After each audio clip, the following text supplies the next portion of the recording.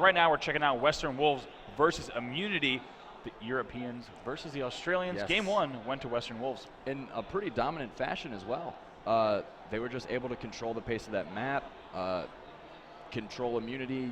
It seemed like Immunity really couldn't get anything going for them. Yeah, it seems like they were able to stick in twos, and wherever they were, top, middle, around the purple forest, they were just able to take the enemy out with teamwork. And as we jump into Relay CTF now, I'm going to be interested to see how these strategies play out. Is there anything prediction-wise you think on this map? I think one thing we definitely want to look at, if you guys were checking out those FFA matches earlier today, you notice there's a pretty powerful lift on the side that can really catapult you all the way to the center of the map, and of course can also catapult you with the flag to the center of the map. But of course that does leave the flag sitting there on top middle, which is very difficult to get a touch on. So going to be interesting to see if that's utilized at all. Now, first person we're jumping on board with is Benno of Immunity. He's getting the flag now, checking across the map. And of course, right here, the area in front of him known as the forks. You can hop on those, you can get a nice height advantage. Using teamwork there. Immunity maybe changing the pace this game. Yeah, excellent team shot out of Benno. Most of those players opting to use the jetpack, which on this map I totally agree with. There's some jumps like you're seeing now with these 2 pillars that you can't make normally, but that jetpack just gives you the extra little boost you need to go from a bad position, say on that bottom ring, to a pretty covered position on these outer walls. Right, both teams playing very slow here at the first 30 seconds of this match. You see no real action. Both teams are very hesitant to push out to the bottom of the middle of the map. You will get lit up if you do go there. Excellent shots from Benno as he finishes that kill across the map. That's going to be huge as his team can now push in. They will have a man advantage. Looks like they're going to grab this second kill. That'll be 2 dead. They're going to get their own flag to return, and they should be able to run this. Excellent escorting here from Benno as he helps his teammate run. If he can grab this kill, he will continue that run. Oh, but he is eventually taken out. As we switch to Heff here, following up behind Voltage, looks like they're going to go into a little 2-man push, but nice pulse nade placement from JC there. That disallowed Heff and Voltage to push up and continue that pressure there, and gave the Western Wolves time to come up in a 2-on-2 scenario and win that battle. Right, really cool to see how the pulse grenade was used in that situation. I'm sure we're going to see it a lot during this weekend. Buck 20 there missing a shot, and Benno, that sniper will drop bottom middle. Interesting to see if anyone's going to rush that. Did do immediately. They're going to pick up that, but I'm very curious to see what teams are going to pull off on this map, because this is really another map. If you're not pushing up with your team and really cycling around the map, constantly getting kills, killing the enemy on spawn, and simultaneously running the flag, I don't think a flag cap's going to happen. Right. It's sort of one of those scenarios, and that goes hand in hand with the CTF changes. You can almost take advantage of just pulling a flag when your enemy team is off guard, where they're just not expecting it. Maybe in a typical situation you want to slay and push up in that scenario, but with these new mechanics you can almost pull it, run it a distance, and then just wait to respawn. Right, and look at that Buck 20 lift, jetpacking into the window. I was worried he was going to hit that lift, and he did, and that's not going to be a good sign as he's going to run this flag in, but he has 2 teammates there, and I think as we see Ogre 1 on death screen, but that will be the first cap there, I believe. For Immunity, but do we have to have the flag at home? Yes, they will need the flag home to score, so they are going to have to track down that enemy team flag carrier as he gets the pistol assist there. Glad he moved off of that pulse grenade. That probably would have taken him out as he was back into this corner. That flag is going to return in 12 seconds, so they have a little bit of waiting to do. Nice job there, Voltage, just checking it, making sure no one's there. He's going to be able to cap this in just a moment, but he's getting shot across the map. He does fall down. Let's see if he can front jump here. Choking on the front jump. There is a pulse grenade waiting for him. It seems he can't get up the jump. Getting shot in his back now. And now that might be a little too late. I don't think he meant to drop down there. That certainly would have been a cap for his team.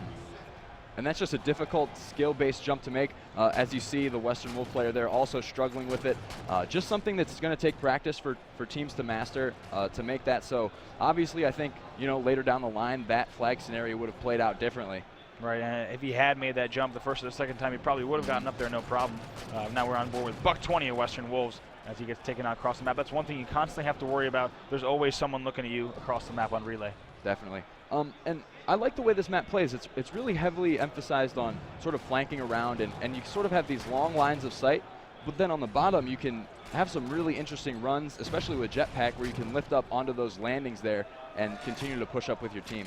Right, Buck 20 trading the bolt shot for a brand new sniper rifle as he moves across the maps. Trying to look around, doesn't find anyone on the enemy team. He wants to stay alive here. He has a lot of help if he can find a new place to snipe from. Unfortunately taken out by a lifter who's going to steal that sniper rifle. Being able to stay alive, top middle with that sniper rifle, appears to be nearly impossible as he hits the no-scope, but unfortunately taken out. Ogre 1 is taken down. I definitely would have liked to see him sort of grab that snipe and just get out of there, because I think that could have been big for his team in a setup where he could have defended the flag run, put shots in people, and just had that sort of looming presence of a sniper rifle on that team. Right. But instead he tried to sort of defend himself while top mid in an extremely vulnerable position, and it cost him the snipe. Right. An interesting thing, Euphorix, you and I were talking about is these windows on this map. In the bases, you can actually see out of the windows, and of course you cannot be shot, so you can actually look out the window and kind of decide your strategy. You wake up, have your cup of coffee, take a look out the window, decide where you want to push with your team, and kind of go on that. So that's going to add a very interesting dynamic, and it could also create a little bit of slower gameplay, because you're going to have an idea of where the enemy's going. There might be a little bit of mind games there. Yeah, Buck 20 we saw picked up that flag there and was unable to make it all the way back to his base, but he did move it about halfway, pretty significant distance, but they are going to need to get a touch on that flag as it resets in 1 second now, I believe. Yeah, Voltage taking down that flag will return in 14 seconds if no one's able to grab it. Let's see on the red team, excuse me, on the blue team. Immunity is trying to get a toucher taken out. That probably flag is going to end up resetting. Yep. Now on board with Benno. He's checking out bottom middle. As we said, of course, it's always a delicate balance of how far do I push in when trying to take out a player in the middle of the map, and how much do I rely on my team. As you see right there, we have I believe a storm rifle that's being waiting to pick up. Yep, we'll see if anyone's used that. Euphorix, we haven't seen much storm rifle this weekend. Do you expect to see it more, or are players kind of leaning towards the other ordnance weapons? I think they're just sticking to what they know.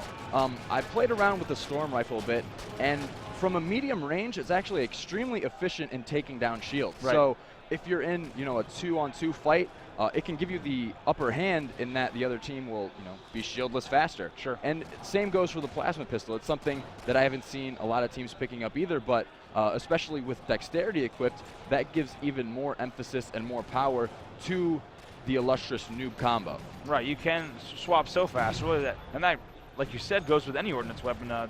Each weapon is a little bit more powerful because you can switch to it so fast. So these players are, of course, going to be relying on their long-range rifles. Primarily, we've seen the DMR almost all day today, but some players using the BR, and they can quickly switch to that ordnance weapon like the storm rifle, the scatter shot, or the saw. Right. And especially, I think on this map, the sticky detonator as well, which we see not being picked up, can sort of set traps for enemy teams. Right. If you throw that out, you can actually just set that sticky detonator bomb and switch weapons. And then when someone's running by it, switch back to it, then release the right trigger and have it explode on them. Right, and we just saw JC of Western Wolves actually just walk right over the storm rifle. No interest in picking it up at all. Now 23-10 left in the game, and we are still tied 0-0. Looks like JC's going to try to hop on those forks. A very good position, gives your team some excellent cover, and you can use some excellent angles. Nice shots on Ogre 1, and outshoots Ogre 1 clearly. Ogre 1 having the advantage there and gets taken down. And that can be perhaps Ogre 1 was zoomed in. I didn't get a chance to look at his screen, but the new flinch mechanic that's in the game can throw players off a bit, because in Halo 4, instead of getting knocked out of scope when you're shot, you now have a flinch effect where your reticle will recoil upwards as a result of taking damage. Yeah, Voltage doing a nice job here, not missing, hitting several body shots for his team, and then runs in to take out FRAGBY. He's going to try to get this flag touch right here. Nice shot there. Nice job there. Gets that touch with 3 seconds left. He's going to start running this right here. I see very carefully. He's has an idea of where the enemy's spawning, and because this flagnum has been boosted, he can try to move this across, and if he gets into a one-on-one, there's a very good chance he could win this battle. This could be our first cap of the game, Euphorix. Yeah, and personally, I love running the flag. I know people are against some aspects of it, but I think it's awesome to have that pistol out, and it's an absolutely awesome feeling when you outshoot someone with that flagnum. Yeah, it definitely is, and we see here a few cheers coming here from the Australian fans as Immunity does go up 1-0 on this game, which has overall the combat's been pretty fast-paced. However, just like we saw on Adrift, it's not a walk in the park running the flag. You see FRAGBY hiding up there. There's quite a few places. You and I checked out earlier as we were running around this map yesterday where you can kind of sit and not die right away. There might be a soft kill zone, but I'm looking forward to seeing how players really take their competitive advantage and take competitive chances. Nice snapshot medal there from Voltage as he lifts up and trying to pop in there to finish another kill. Playing really well there. They do clean up FRAGBY, so Immunity starting to take control on this match. Yeah, I think they're just sort of finding their groove. They're adapting really well to this map, sort of staying to the outsides and flanking. As Voltage gets another double kill there. Looks like they might be going for the flag. Let's see if he gets this flagnum kill. He is taken out by a grenade. Had a chance there to get that kill. That flag will reset in 15 seconds. But like we were saying earlier, there's quite a few places where players can hide and really get, and I think there's a lot of this map that has yet to be explored, which is cool to see. Yeah, there's definitely a lot of potential here for optimum flag running routes. You know, it could end up that actually running it, you know, bottom middle instead of these highly covered halls is better because of, you know, the cover you have from that top mid. Yeah, Sure. And things like that being cut off in that regard. Absolutely. So Immunity's still up 1-0. We are still on board with Voltage, who's now moving around with his teammate. Looks like, as we saw right there, it's the bait and switch, and that's going to be so important, I think, this weekend, but also in terms of competitive Halo 4. Because we do have Sprint and another armor ability, you have the option to really be creative when you're working with your team about how to attack a situation. One player sprints in, another player jetpacks in, another player's hard light shielding. Who knows what's going on? It's chaos. There's a hologram in there too. Right, and yeah. You can really use so much teamwork within these new loadouts, and I think we're not even scratching the surface. Correct. Yeah, and like we've sort of experimented before, there's things you can do with the jetpack, like long jumping by just feathering that trigger after sprinting. So there's a lot of momentum-based things that come along with having sprint in addition to an armor ability that I just love. It makes the depth of the game that much more interesting. You can evolve these strategies and find new techniques and different combinations that you can use. Right, and anyone who might be just tuning in, right now you're checking out MLG Dallas. This is the Halo 4 stream, and that's right, Halo 4 does not come out until November 6th. That's Tuesday, but the game is here, and we are playing the full version. This is the final game, which is really exciting to see. And if you guys are wondering what these settings might be, we have the tactical package being dexterity and the support upgrade being resupply. So that we have these tactical packages and support upgrades, but they're very limited. We keep them in the competitive sense, but we are utilizing those mechanics in Halo 4, which is great to see MLG and 343 work together to get this game here and now create these really cool settings that are not only competitive, but also very fun to watch. Yeah, and I think this is great because we see how different armor abilities can be used in different game types. So I think on an Infinity Slayer, a hologram would be much more important because you can bait power weapons, you can make people waste their snipe shots.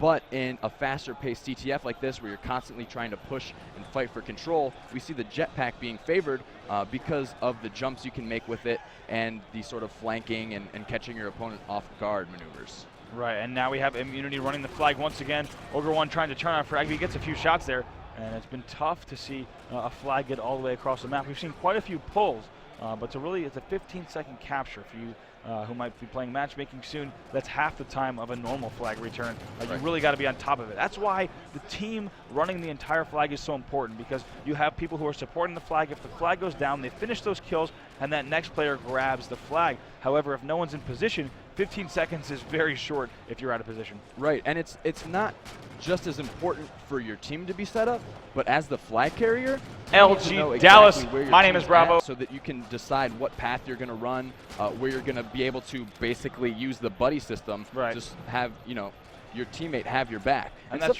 something else I noticed too with the flag, it can be extremely important to learn how to run the maps backwards. That way you can always have the pistol pointed at your enemy spawn. Right. So you have to know exactly what you're backing into and know how to get into certain sight lines and know exactly where you're going. It's absolutely true. It's just like jumping backwards and landing certain jumps is going to be very difficult. And I think it really comes down to two things. It's like we started to say earlier, it's the chemistry, but it's also the communication. Which teams are saying, hey, wait for me, I need to run the flag this way. It's going to come down to on the fly. When we come down to the Sunday finals, the teams that are able to communicate on the fly after only having played the game a few times, that's going to be the difference. Immunity goes up 2-0 with Ogre 1 capturing